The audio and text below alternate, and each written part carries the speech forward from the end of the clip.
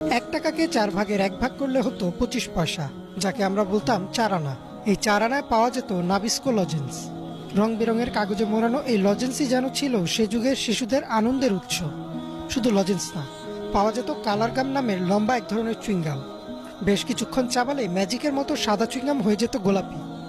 এছাড়াও ভাঙা প্লাস্টিক বোতল বা লোহা লক্কর দিয়ে পাওয়া যেত হাওয়াই মিঠাই বা কটকটি। চকলেটের পর ছিল খেলনা।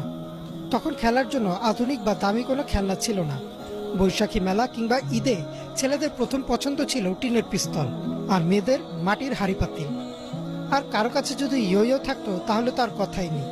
প্লাস্টিকের স্ট্রয়ের উপর পাখা লাগানো এক রকমের হেলিকপ্টার পাওয়া যেত। হাতে ঘষা দিলেই উড়তো সে হেলিকপ্টার। পাবজি, ফ্রুট নিনজা বা অ্যাংরি বার্ডস না, সে সময় আমাদের কাছে ভিডিও গেম মানে ছিল ব্রিক গেম।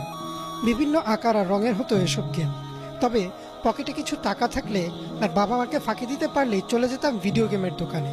মোস্তফা, ফাইট 97 বা মারিও। 1 টাকার কয়েনেই বাজিমাত।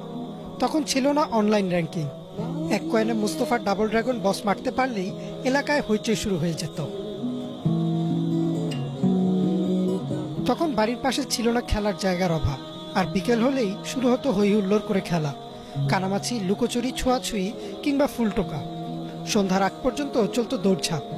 তবে বাবার কড়া নির্দেশ থাকতো মাগরিবের আজানের সাথে সাথে ফিরতে হবে বাসায়। বাসায় ফিরে হাত মুখ ধুয়ে শুরু হতো পড়া। পড়ার সময় মনে শুধু একটা জিনিসই চলতো, কখন হবে লোডশেডিং। মোম, কুপি বা হারিকেনের আলোয় পড়লে চোখ নষ্ট হয়ে যাবে, এমন অজুহাত দিয়ে উঠে যাওয়া হতো পড়া থেকে।